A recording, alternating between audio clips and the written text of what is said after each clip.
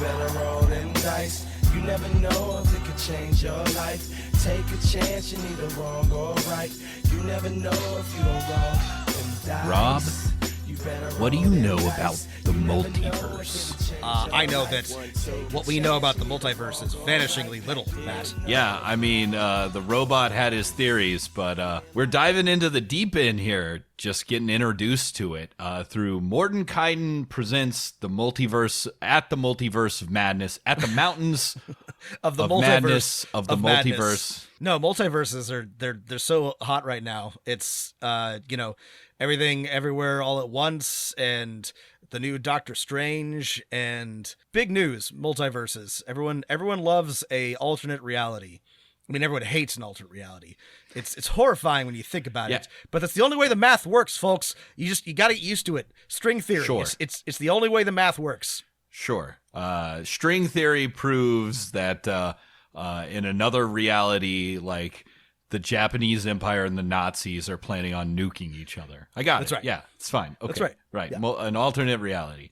And like the Man in the High Castle, we are reviewing a book that was written by the I Ching. That's right. That's right. This book Oracle was assembled entirely by divination. The designers at Wizards tossed their sticks and read the signs and then designed this book as a consequence. Yeah. Do you believe, and this is to explain our joke away so it's no longer funny, do you believe that Philip K. Dick wrote The Man in the High Castle using the Oracle? I mean, that's what he said many times. I 100% believe that Philip K. Dick did that. If there's one man like fucked up out of his mind on drugs and also just regular name brand psychosis, it's Philip K. Dick. I mean, here's the thing. He said he used it to like make like plot decisions. I don't think he like consulted the I Ching for every single page, but like grammar. Yeah. It is kind of like the book itself does not. It's good, but it's not comprehensible in the same way that like your standard science fiction fantasy book is. And that is just kind of how Philip K. Dick writes. But here's the thing. I believe him. I believe him when he says that. Okay. Well, do you believe Wizards when they say that now they have a bundle along with Multiverse of Madness, Tasha's Guide to Everything, and Xanathar's Guide to whatever, everything too. I noticed at my friendly local gaming store / coffee shop, they were all bound in a nice white leather case and on sale for a retail price of $149.99 USD. So another nice 3-book set to complement your original trilogy. So we've got sequels now. Yeah. Do I believe Wizards? They said a lot of things about this book, and we'll get into the details later. In my opinion, many of those things were exaggerations at best. Things like this book will be useful for both new players and veterans alike, and things like it contains substantial updates to X whatever. So I don't know. Yeah, Rob and I were like, are we going to have enough to talk about? I mean, we always have enough to talk about. We've literally never had that problem, but our thesis is not a lot of changes here. Yeah, so let's get the like big picture out of the way. If you're listening and you want to know, should I buy this book? I think we can answer that pretty quickly. So, right. It's a simple if-then statement. Do you own Volo's and Mordenkainen's Tome of Foes? If you do, don't buy this book. Don't buy this book. Basically, yeah. I want. If you don't, it's a lot of monsters. There's a lot of monsters. I mean, I feel kind of bad because it's sort of like technically what I want, and I like that everything is in one place, and they've got a couple of useful, like organizing appendices that didn't exist before, but that's not really a good enough argument for this book. If you don't own both of those books, or especially if you don't own either of them, then this is a good purchase. There's absolutely. a lot of monsters here. Yeah. They're all in one place. The updates to the we'll get into the details, but they have made updates to sort of like the balancing and to certain creature abilities and also to how the stat blocks are organized that I think are generally an improvement. Unfortunately, I don't think that it's enough to justify essentially buying this list of monsters a second time, which is kind of what I was hoping for. It would have been possible, Matt, you can tell me if this is correct, but I think that there is a version of this where even if I already own a book that has these monsters in it, that I would buy it and feel like it was worth my time and money. But the updates were not really substantive. They were really, it was more like a patch. It was really like a very, very slight balance, pass on existing. It was a patch that they didn't even write a YouTube trailer for. It was just notes released. That's how minor it was. Yeah, and I'm gonna be a hypocrite here because I kind of gripe about these parts, but even there's barely any lore or flavor text or anything. There's interjections from Mordenkainen and Tasha, and they're bad. They're frankly the lowest effort. They're always bad. We've complained about this since the beginning. Yeah, but these are the worst. They're not even groan worthy. At this point I long for Xanathar's cringe worthy interjections, because these are just I don't know, they foisted this off on some intern who had to write a sentence that sounded vaguely plausible coming from Mordenkainen and Tasha, and they're all just what? Why do I need to know this? What's going on here? So yeah, so it's just okay. I think if you looked for a review of this or something like that, you might have. There's been a lot of talk about this because they announced these changes to. We're going to simplify monster stats. We're going to remove some things. We're going to add other things. We're going to change how spellcasting works. It seems like all that was a lot of too much ado about nothing. For me as a dungeon master, here's my reviews. I don't really give a shit. It's not a good opinion for a reviewer to have, right? Because it's incredibly uninteresting. But the monsters that have big spell lists now have simplified spell lists and simple attacks. That is the one change that stuck out to me. And honestly, I could go either way. I don't really care. It's not going to affect my games that much. I think part of this is because you and I are particularly veteran DMs, and I run many creatures straight from the book, but also if I don't like it, I'll just change it. I do it all the time. I did it with the old monsters. I'll do it with the new monsters. Anytime I have a spellcaster, this is my own thing, by the way. It's I like the spellcasting changes, but anytime I have a creature that needs to do spellcasting, I usually change the spell list anyway. I usually build that on my own with a specific intent for that spellcaster to do something in combat or before combat. So it doesn't really impact me all that dramatically that they changed the spells that certain if I look at the an abjurer wizard and I'm well, his spells suck now, I'm just gonna give him different spells. I'm not gonna run exactly what's in the book and be oh gosh, he sucks because he doesn't have counterspell. No, I'm gonna give him counterspell. I don't know. I agree with Matt that I don't care. I don't have any strong opinions about the changes.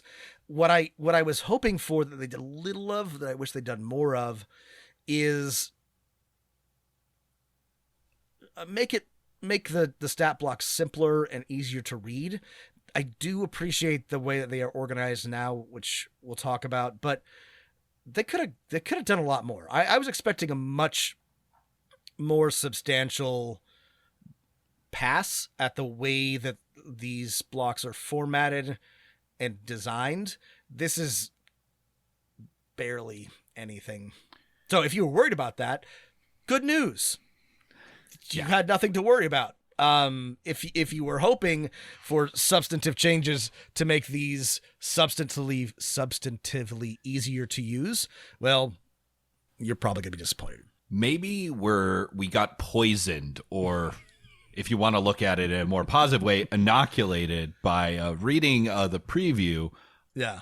With James over at MCDM of the Flea Mortals, where monsters did get a big substantive change, which is monsters having special actions that are kind of cool and exciting. And, most of these monsters, they didn't go through every monster and like add big things. I mean, there might be one or two here or there, but no. It's not, and maybe I was like wishing for, they're gonna reprint all the extra monsters, and they're all gonna have like a new ability that makes them more interesting to run. That's not the case. Yeah, and they didn't even. I mean, there's nothing I'm specifically missing, but they didn't even reprint every monster. I was hoping for every monster. There's still some missing, not like many, but it's still like, if you're going to go through the trouble of doing this, right, leave. I don't know. To their credit, it's not just Volos and Mordenkainen's. There are a couple in here from some of the other adventures, but like Rob said, it's not, there are still a couple that are missing. I think there were a couple like Eberron monsters I noticed that were not in there. And speaking of other things that are missing, like there's a lot of races at the beginning, or, as we like to call them, species. There's like, 30 new species, something like that. I'm not going to count. But again, Something it's like not that. everything, right? It's not, we're still missing a couple, mostly Eberron ones. The Changeling made it in there, and the Shifter, but not the Warforged for some reason. Yeah, that's weird. I don't know how they decided this. They also didn't include some things from some of the magic supplements, but they did include some other things from some of the magic supplements. Here's the thing. They did bring in some stuff from more minor sources, which you might not have any access to, or haven't been printed anywhere else. Like there's the turtle is in here, which is great. Very happy that they included the turtle in an official book, but I don't know how I don't know. Here's the thing. This was $30 to buy on D&D Beyond. I feel like it should have been $20, but I really feel like it should have been free or like $10, but since it's mostly a reprint, I don't know. Part of my complaint is mostly just that they're charging people for it. The changes are good, but they're just not substantial. And basically it's just saving you the trouble of having to gather information from a bunch of different places. So, I mean, I bought it on D&D Beyond. I own Volos and Mordenkainen's in hardcover. Same. So I guess for me, there's some utility now that I have them both. I feel like I, like Rob, should just get it for free on D&D Beyond, like I get everything. But man, it is nice to have everything there. So I guess long story short of our overall assessment is, if you don't own both Volos and Mordenkainen's, damn, there's a lot of monsters here. That's super useful. This is basically a monster manual too. You can't go wrong as a dungeon master having a lot more monsters. So that's great, right? Yeah, this is great for. I will say that this is great for players who are newer to the hobby or just starting out. It means that you can have this is so many more monsters than the monster manual has. And yeah, it'll give you a much stronger start. So that's great. And I have complained repeatedly about the barrier to entry, and this technically lowers it. So I am for that. A+. Yeah. And but I mean, like most of our listeners, you're a veteran and you own a lot own a lot of books. Save your $30 and spend it on Flea Mortals instead. You'll get a lot more monsters out of that and a lot more utility. Yeah, I guess that's it. I mean, it's like it is kind of nice that there's a package deal that if you want all of the like options supplements, right? The second half of just the good stuff, you can shell out $150 and get the 2-player supplements and now a supplemental monster manual.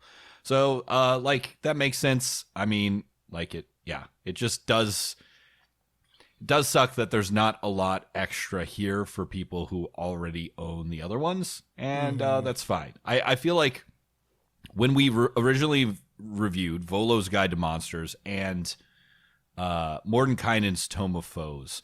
We talked about how they definitely are shorter books than the core books, and the first half of them or first third of them is taken up by like lore and background and like things like that. Sometimes about player races and cultures, sometimes about monsters, and then the second 2/3 is just a monster manual. I mean, this one is all just a monster manual. So if you didn't like the kind of lore of Mordenkainen's and Volos, then, this is the book for you. Yeah. So should we get into the sections? Should we talk about... Let's talk about what's actually in here. Right. Which is a lot, but also isn't. But there's... Yeah. There's no front matter, and there's fantastical races is the first section, which is 30 of... previously published species, some of them like in Wild Beyond the Witchlight. Others are just from Volos and Mordenkainen's. And there are new standard rules for creating your character that apply to these species only, rules as written. Yeah, so I guess in that sense, this is good. I feel weird continuing to use this caveat because I don't know that all that many people play this way, but if your DM insists on rules as written, or you're playing in organized play, then this book is very useful to you because it allows you to just have one book with all of these species in them to choose from using the new rules, the new ability score rules that are much better and involve much less race science. Which we should point out are, I think, a little different than some of the previous books, which some said increase one score by 2 and increase a different score by 1, but they've added or increased 3 different scores by 1. That wasn't in all of them, but it was in some of them. I mean, and this is... Again, to be clear, and we've talked about this change several times, but this is good, and I approve. But I feel like most players who want to play this way are already doing so, and don't need this book or permission to do so. But it is good that now this is sort of solidified for all of these species as the way to choose ability scores. There are some notable missing species and subraces. Tiefling subraces aren't here. The Owlin aren't here, which is from Strixhaven. I don't think any of the Magic the Gathering races like Luxodon or Veldekin made it in. I think one of the bigger changes before we pick a couple races to look at in particular. Wait, hang on. Wasn't Minotaur from the Greek one? Maybe, but is Minotaur... Oh, yep. No, maybe it was. Yeah, so maybe Minotaurs made it in.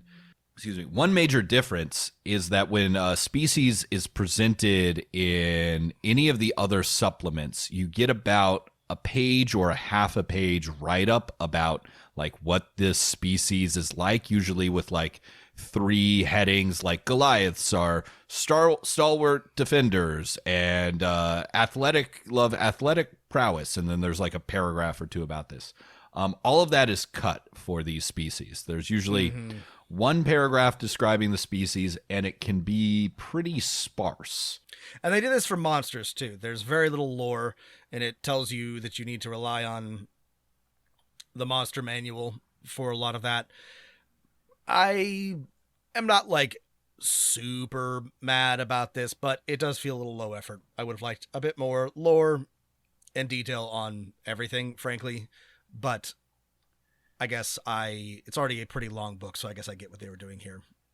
Right. All of the lore sections have been shortened, and there was a lot of discussion before this about like, they're kind of removing for player species ideas that like, here are some creatures that are like always evil, and that has definitely been a change, right? Goblins and like orcs and lizard folk and I think gnolls are like not described as like being filled with like evil. Actually, gnolls didn't make it in here, so scratch that. Gnolls are in the monster section, so are Gif, by the way. I know that we haven't had officially Gif as a playable race but I want them. Why would you give? Why would you give? Well, they're saving them for Spelljammer. They've already said. I know, they're but like, coming out. come on. I mean, that's the. Sorry, this is an annoying thing, but we're gonna get a Spelljammer book in a few months, and then this is going to be incomplete. And I'm like, just give us the GIF.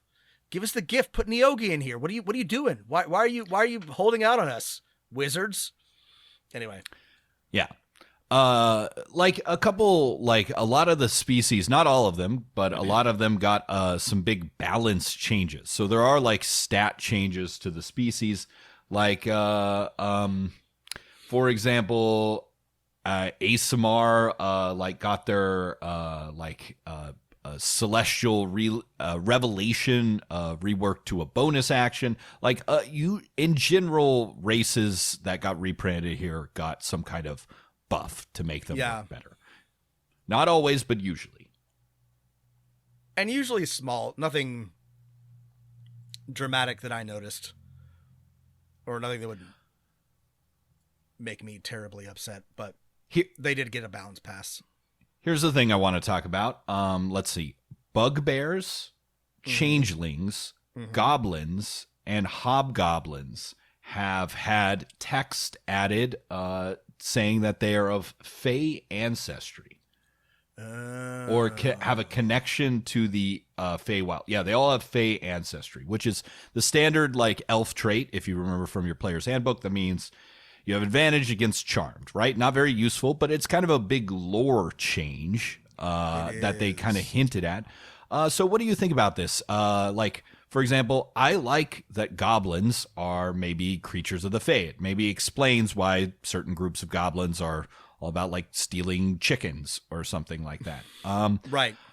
Hobgoblins and bugbears, like, for example, as they were presented in lore that has changed constantly over time, and which this is just one more change. For example, hobgoblins were like a martial race about honor and evil, and bugbears were like serial killers.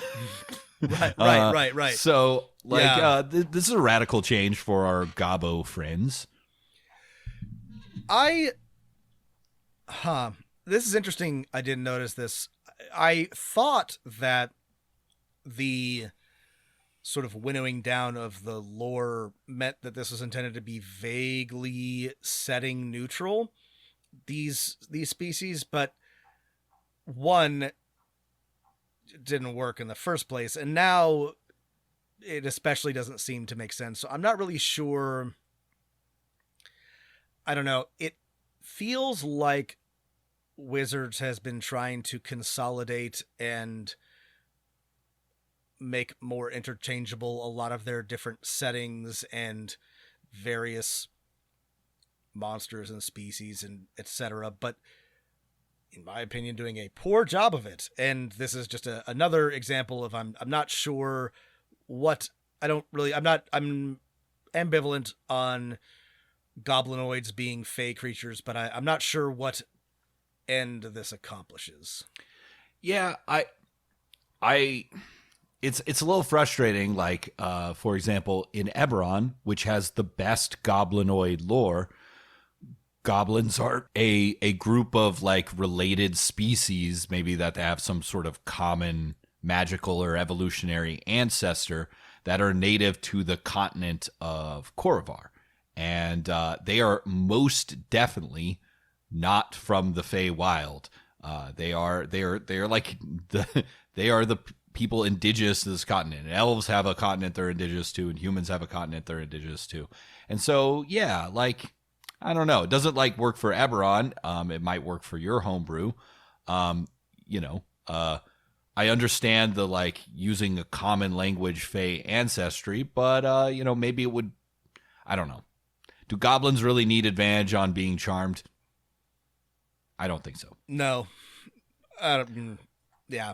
The same was true for changelings. Changelings are described as having a Fey ancestry. Now, I think for non-Eberron games, this works great, right? Because how do you explain the fact that there's changelings, right? You could go with the Eberron explanation, or you could go with the explanation maybe non-D&D heads might associate with the word changeling, right? Like a baby swapped out by the spirits, right? Right. So that's kind of cool. But I'm noticing that they're a lot more generous with changing creature types. You know, changelings are full on. You are a fae, and used to be that mattered a lot. Used to be that really impacted which spells would work on you, and so on and so forth. But I suppose it's not really all that substantial or significant in 5th edition. It matters much less unless you are a construct or an undead, and then you have trouble being cured. So, other things we want to say about the species. I am glad turtles are in there. I am turtles. Also glad that was basically my big takeaway. Is I was very happy to see that turtles are included. So, A+. Love turtles. A+ on that. My big complaint is that the turtle, one of the turtle abilities, which is pull yourself into your shell, was not changed. They changed a couple other things about the turtle, including giving them a more powerful unarmed strike, but their turtle defense, or was it called shell defense, is still written. I'm going to quote here. You can withdraw into your shell as an action. Until you emerge, you gain a +4 to your AC and some other things, right? You're prone, have 0 speed, et cetera, et cetera.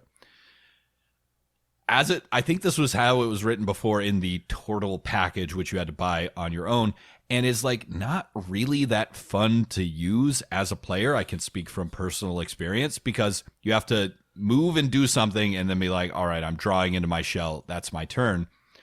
Couldn't anyone look at this and be like, this might be better as a reaction where you're giving up something else in the future to be like, oh, I'm back in my shell. And it's just here's the thing. So maybe Rob and I can never be pleased. If there's a lot of lore about something, we get mad that it's made it really hard for this to be setting neutral. Turtles can't be X or Y in my setting. But, when you get this book with very little about lore, nothing about turtles. Right. What does it mean to be a turtle? What's a turtle? Yes. They live on many worlds, and they journey, and they have a connection to the natural world. Okay. So it is. Maybe this should make you happy, Rob. Sorry. Give me a second before we go on. Okay. Yeah.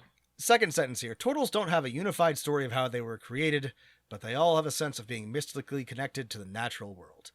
That is some lorem ipsum. Yeah, that is exactly what it is. It is just some placeholder text. Again, don't ask for a lot, but I guess I'm asking for more than this, especially for my beloved turtle. Yeah. Here's the upside. To look at it a glass half full, if you're a dungeon master who is going to say, I'm going to add a bunch of these species to my homebrew campaign, you have a lot of freedom in that if your player's like, I want to be a turtle. And I read that, all turtles are druids and they all live in polygamous relationships and they only worship one god, or all the other setting, and most of them are and all of them are evil or whatever, a lot of the baggage that comes with adding more lore to something, then you don't have to worry about that, right? Because this is such a generic placeholder that you get to make up what turtles are in your world. The downside is, you have to do a lot of work, but I don't know. I kind of think of it as a positive.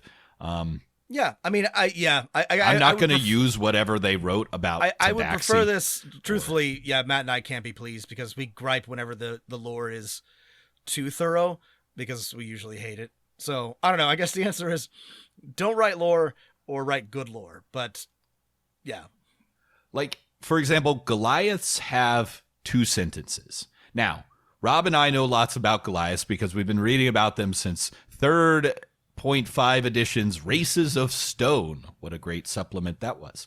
And 2nd edition and all these other things. 4th edition and all these other things. If you're So I guess this is great for maybe Rob and I who are dungeon masters and want to make up our own stuff. It's really bad for players, right? If you're a player and you buy this book, there might not be much to inspire you because for each species there is art and there is a paragraph or half a paragraph of description. And the good news is the stats are like usually better. So mechanically you can be more inspired. Yeah, that's true.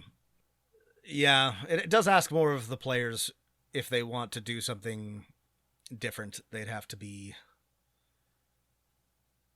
Well, I guess I'd bring more to the table, I guess, which isn't always bad, but doesn't give you a lot to work with. The hobgoblin character has an axe, and by an axe, I mean it's a guitar with an axe blade on it, which would definitely fuck up your tuning, but it is some art that I love. It is pretty cool. Makes me want to make a bard that also has a axe guitar. I mean, there's real... This machine literally kills fascists. I'm imagining a folk singer with a axe guitar, axe zitar. Yeah, this art is good. Yeah, I guess this we should mention machine that kills beholders. Yeah, most of the art reused. Maybe all of it, most of it. I noticed new art. We've gotten used to. But just so you know, if you are expecting new art, in addition to all the other things that we said weren't new, you will again be disappointed. Well, here's the thing about lore changes, and one last example is that the Kinku lost in their lore, their stuff that they can only mimic what they have heard, their terrible curse. Which, if you remember, Rob, when we first read about that new lore introduction, we kind of hated, and then we came around to liking it, and now it's gone again. And the thing is, like, all of these, the lore of all these species changes basically with every book. So, if you don't like it, pick something from an earlier book, I guess. Yeah. Unless you're doing some weird bioessentialism shit, and then don't do that. I think our take was that it can be annoying, but it's kind of cool. I don't know. It reminds me of, I don't even remember like what edition of like what Star Wars RPG this was, but there was an early one where Wookiees did not get, like, they could not speak English, and so basic, Rob. They couldn't speak basic. Sorry, I was like common, basic. It's No, it's common, basic. right? No, it's basic. It's basic. Anyway, they didn't speak basic, and so your Wookiee players, if they wanted to be, if they wanted to play rules as written, they had to, or somebody in your party had to speak Wookiee and like translate for them. Anyway, this was like a fun thing for Kenku. Fun, I'm quotation marks here. It was really just annoying. The Wookiee thing was annoying. The Kenku thing where they could only mimic was annoying. So generally, I think this is a move in the right direction because it kind of a little bit like the whole like Kender have to steal things. It gave certain players permission to be a real pain in the ass, but also, it was sort of a unique thing that Kenku had, and it is a bit sad that it's gone. Yeah, well, a lot of the stuff stripped away. So in, again, the positive sense, these species are now your toy box, your playground. You can add whatever you want to them for your homebrew world, other than goblins, which are all Fae now. So moving on from species. Yes, let's get into the meat of this book, which is... the bestiary, of course. Rob is right. I want to start off by saying the organization is different. First off, we've got some nice tables at the back, and then everything, for the most part, is alphabetical, which is kind of a change. Like before, if you wanted to look up like the hag, I think you had to go to H. Now, if you want an honest hag, you go to A. If you wanted a devil before, regardless of the devil's name, you went to a D. Now you go to what the Maragon stat block. Yeah, so there are good and bad things about this. If you really want to find the Pit Fiend, then you need to go to P. But if you're like, I'm looking for a demon or a devil, and I can't remember what it's called, Sorry, Pit Fiend's a bad example because it's not in here, but you know what I mean. I think it's okay because of the nice stat blocks by creature type. For devils and demons, it is a little confusing because they're not separated out. I actually think the only area where it's really potentially a problem is with devils and demons because they have such weird names that you're not going to quite remember what each of them is. But then exactly, you might not remember what a Narzugon is. But like Matt said, there's these tables in the back. So you could be like, well, I'm looking for a demon. And you can just go to the stat blocks by creature type and go to, well, you get a fiend, but whatever. And find that, or stat blocks by challenge rating or by environment, which are great. These are all good things. These are fine organizing principles.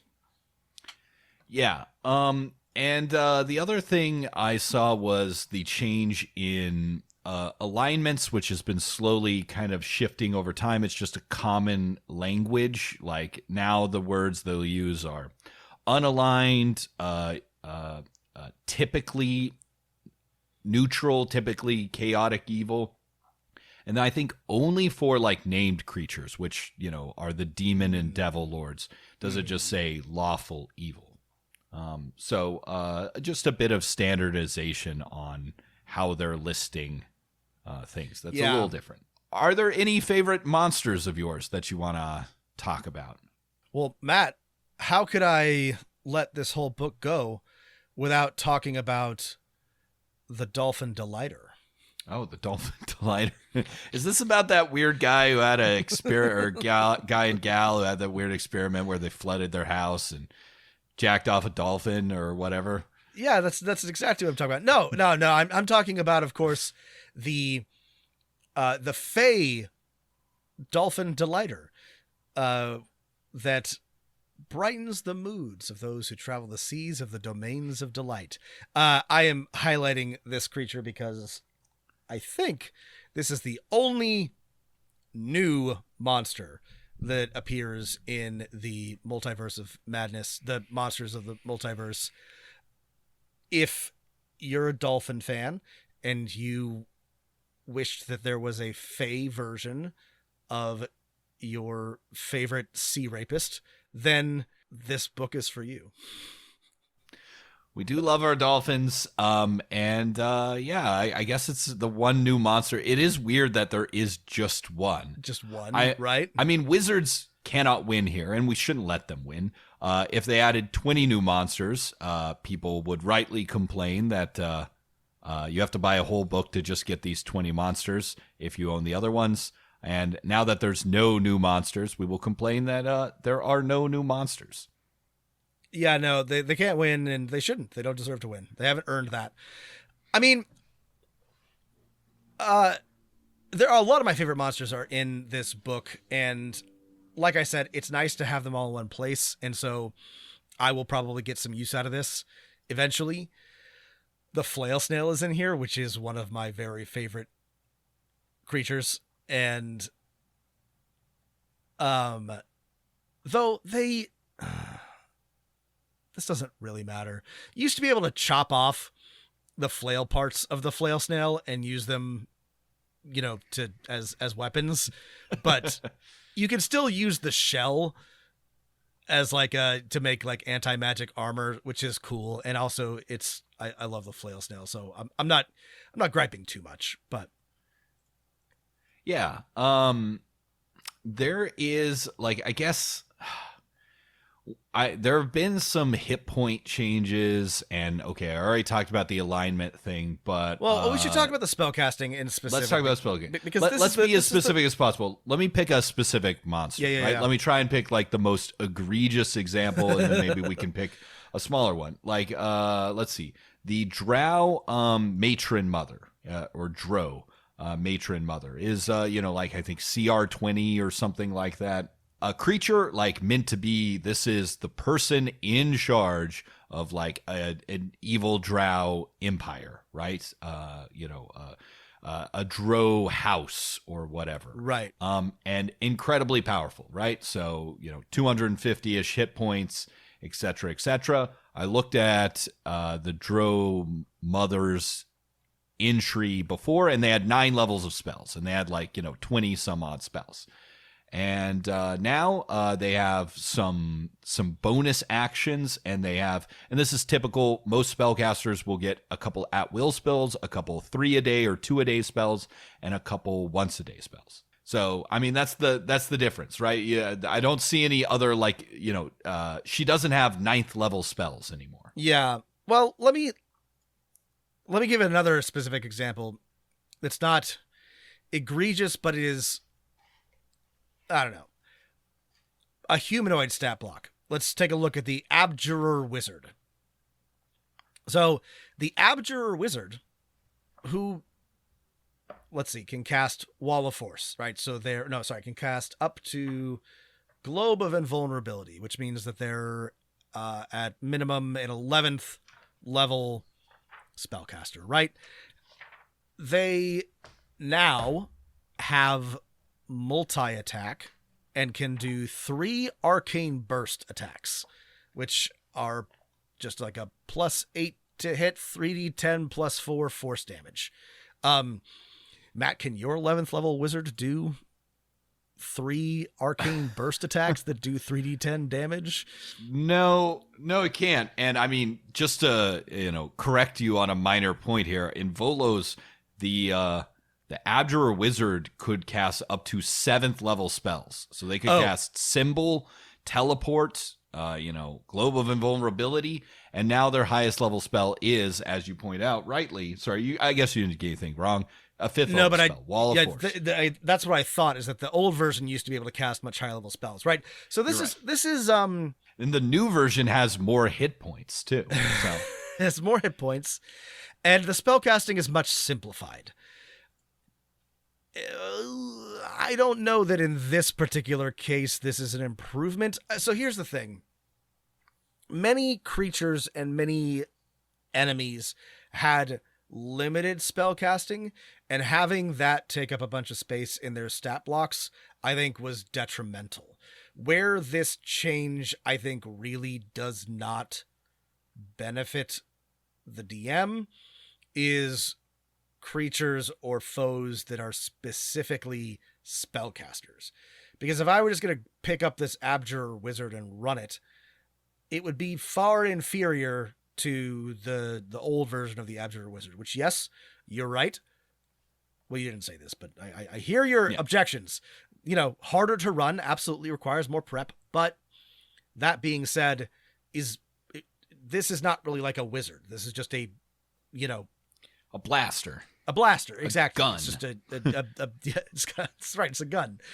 And this is another thing, and this is a minor complaint, because I think that most DMs, myself included, don't do this all that often, but there's really no discussion or consideration of out of combat spellcasting. What a spellcaster might cast ahead of time in terms of either like buffs or environmental spells or contingencies or whatever. Now, like I said, I don't use this very often, but when I have a very significant spellcasting foe, I do use it, and I like to think I use it to great effect. I also think that it's very, very important to sort of the overall verisimilitude of the game and to balancing your overall campaign and encounters, to consider what especially spellcasters might come to the encounter having cast upon themselves. And so this is I think a loss, not an insurmountable one. You can just adjust the stat block in the spell list yourself, but I think what might have worked better or might have been a happy medium is a standardization to creatures that say spell casting, right? And okay, so players have told you, dungeon masters have told you, Wizards of the Coast through your feedback, that they hate having a 9-level spell list of spells to keep track of for the monsters. Fine, right? I think I kind of like here's the at will, and here's the 2-a-day, 1-a-day, and then, but just say like something like that. This creature can cast up to X level spells. So for the Drow Matron Mother, up to 9th level spells. For the Abjurer Wizard, up to 7th level spells. And then if you're like, this NPC needs an interesting spell, they might have prepared symbol in their, thing. Or this Abjurer Wizard is someone who can teleport us, which might be useful for the plot, right? I will say, like, for basically combat things, right? Here's a great example. The Drow Matron Mother can cast Gate on her spell list, or that's given on her typical spell list in the original Mordenkainen's.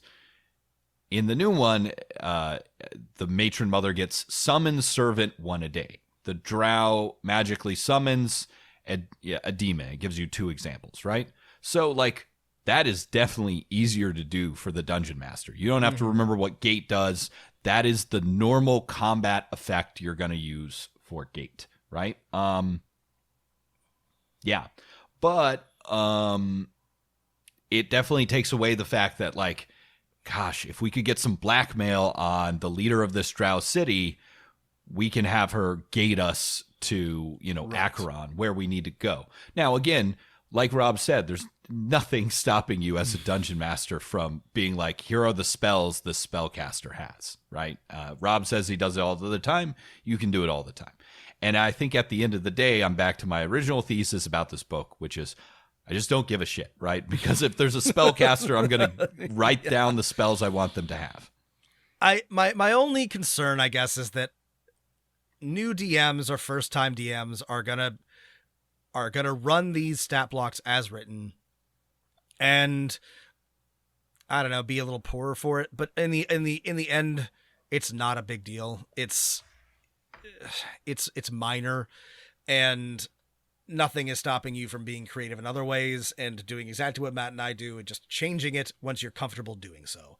So yeah, I think the only people who will be poorer for it are literally the dumbest DMs on earth, which is a lot of us, and which we all are at the beginning of the game. Like, if you're unfamiliar with Dungeons & Dragons, like some of my students who have started DMing, right? They might not realize, like, hey, these stats are like yours to play with, right? You want to have that wizard, the players meet in a tower, have the ability to cast teleport circles so that, they can teleport the players somewhere else if they bring them 5 Knowles ears or whatever, quest you gave your players that's kind of stupid because you're raised on video games. That's fine. But they might not realize it right away. However, they will realize it eventually. I can't imagine anyone not. And that's the thing. Well, one, D&D should be accessible to everyone, including stupid people like us. Even an idiot should be able to run a D&D game. And I think for the most part, they can. This just Rob means and I prove this every day. Every day. And the thing is that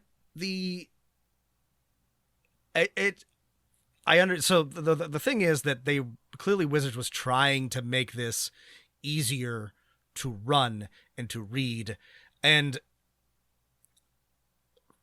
they just kind of split the difference.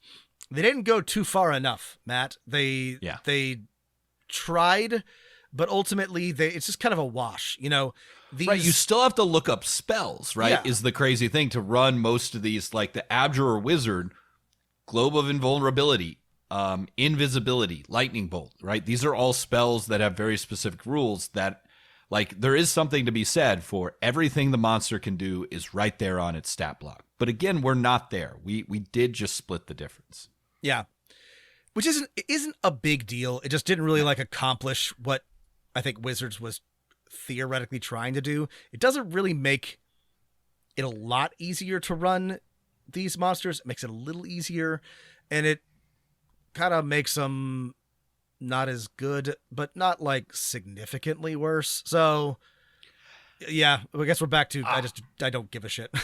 Yeah. Okay. Actually, I think our not giving a shit powers has, helped us reach a new stage of understanding. Have we achieved synthesis, Matt? I have an idea is what I'm saying. Okay. I have maybe something useful to contribute. If I was doing this, right? Okay. Here's the problem. Spellcasters are hard to run. You have to look up spells in the middle of doing other things. That sucks. especially if you're not very familiar with the spells. Even if you are, it still sucks. So you put everything on the character or on the monster sheet. They did that halfway with the wizards and other spellcasting creatures having attacks. But what they should have done is added a page or two to the index called spellcasting for monsters or something like that. And when it writes the spellcasting entry, it says the abjurer can cast spells, usually favoring the abjuration school. Give them a sentence of the flavor of the spells. Their DC is X. The maximum level spell they can have prepared is level 7. And then give the players like some kind of neat little table where they can either roll or look up quickly, like what are 3 spells this abjurer has prepared today, or something like that. I realize this would be much longer now that I'm saying it than a page or two because there's just so many fucking spells. Yeah. But I mean, that's what I would like. And then, okay, you've achieved the thing of you don't need to look up the spells, but to run the character, you give them maybe some other cool abilities that are non-spells that are kind of listed in the character sheet, but then give them a way to like, hey, go add some spells to this if you want to take the extra time. But if you don't, you can run our Abjurer, which has Arcane Burst, Force Blast, Invisible Barrier, and like a couple other like cool combat abilities without having to go to the spell casting page at all. I think that would be interesting. I agree. And yeah, I just think that the way that this is not all that helpful. We should mention the other big change. There were some formatting changes. They now sort actions like by action economy. So you've got this is incredibly useful. Yes. This is actually a good change. I sort of wish that they had just like gone back to like the straight up like drawing board and come up with a whole, because like I'm used to looking at these stat blocks. I've looked at them my whole fucking life. They have changed very little since 2nd edition. The same information is there. And I'm sure that somebody who's a smarter and better designer than me could come up with some ways to present this information that is easier for newcomers. And I think a big problem with D&D that I'm discovering is that everybody who's involved with it, with making it, is an old timer. And we all, like Matt, we've talked about this. Every time I try to teach this game to new players, regardless of where they come from, the things that I think are just totally like banal, straightforward, are completely arcane to them. And I guess I'm just like kind of rambling now, but the point is I liked this change to action economy. This helped make sense of it. I have a feeling that you could go through and totally redo the whole stat block and make it much more streamlined and comprehensible. And I wish that had been what this was rather than just sort of like a cosmetic light update. Yeah, like, do we need the ability scores of monsters or just their modifiers? Yes, exactly. It's that kind of thing. I will say, except for maybe 4th edition, the 5th edition stat blocks are much better than monsters in 2nd edition or 3rd edition. Yes, they are an improvement. At the same time, to take the MCDM critique of this, so many of these are still claw and bite attack plus 1 supernatural power and a bag of hit points. And if you go back to like original edition or like 1st edition, you could often describe a monster with like 3 numbers, right? It's AC, it's hit points, and it's like to hit damage, right? And that certainly takes up much less room, right? That's a sentence or 1 line on a text. And a lot of monsters like, okay, I'm still in the D's here. The Dragoloth, a demon, right? It has a bite and 2 claw attacks, a bunch of hit points, an armor class, and then everything else is like an edge case, right? Do you really care that its stealth is 3 higher on its bonus than its dexterity modifier? Or do you even really care what its stealth is at all? And that it has the following spells: darkness, confusion, and fairy fire. Like, this whole one could be a sentence, right? Mm-hmm. Yeah. I mean, I know that I know how we feel about this, but at this point, I'm starting to understand the Pathfinder 2nd edition attachment to keywords and tags and things, because frankly, it makes more sense than this hodgepodge that 5th edition is, or that Wizards, that regular D&D is still attached to. The longer that it persists without like a top-down redesign, the clunkier it feels to me. Yeah, I think, gosh, if a monster is like as uncomplicated as the Dragoloth, like what are we really gaining from having to look at a whole page of things, right? I love monsters that have lots of cool and special abilities and legendary actions. We just had like, a whole episode where we gushed about that for an hour. But Yes. if the monster is simple, it should maybe be as short as possible. Yeah. Yeah. So, I don't know. I don't actually think there's all that much else to say about Monsters of the Multiverse. We gave you our review at the beginning. If you do not already own the books we mentioned, it is absolutely worth it, despite the time we spent talking about how much we didn't like it. Yeah. Otherwise, you can skip this one, and you can feel very comfortable skipping it. You're not going to get any FOMO from not buying this book. Yeah. Here's the deal: is like I, despite the fact that there is a more limited lore about these monsters, I think every monster, including some of the kind of NPC humanoid monsters I saw, had art. Maybe there's a couple, like an ogre bolt launcher doesn't have art, but like there is I think all we want from a monster is like, hey, is there some cool art and some things that can inspire us to how we can use it in a story or to challenge our players?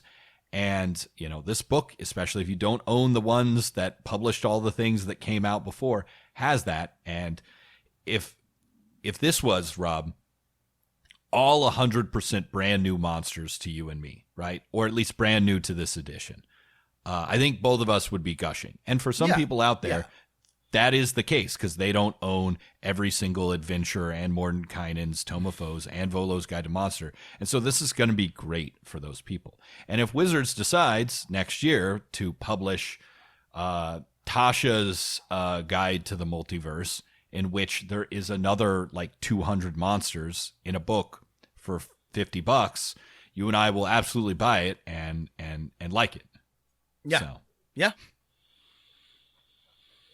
Well, that's it. That's Monsters of the Multiverse. And to close, as always, I'm just making up a new thing that have like a closing. As always, Rob will have to answer an embarrassing question. Rob, in your opinion, what is the most cringe D&D themed tattoo a person could have? Oh, that's a really good question. Is it?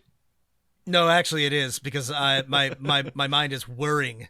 I think the most wait, you don't have a D&D tattoo, right? I don't have a D&D tattoo. Clear. I have other cringe tattoos, but none that are D&D related. Well, what is your cringiest tattoo? That way no one can get mad at you if you say really that their cringe, tattoo is but cringe. I do have a Jolly Roger tattooed on my shoulder, which I love, yeah. but it's pretty it's pretty basic. It cost me $50. Yeah. I got it done in 30 minutes.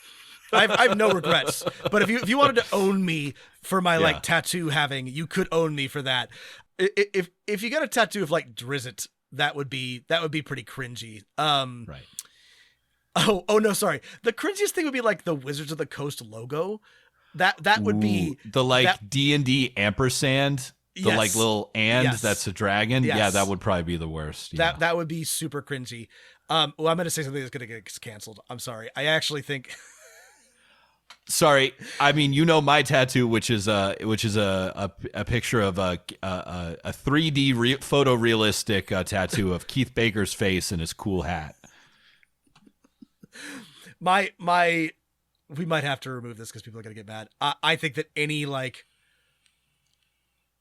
Critical Role themed tattoo is pretty cringe. I have to be honest about this. Please don't get mad at me, but you know, that would be pretty cringy. But if you got like I don't know, just like a D20 or like a set of dice or something, that's a little cringy, but also it's kind of cute. I don't know. I wouldn't judge somebody who had like a nat 20 somewhere on their body.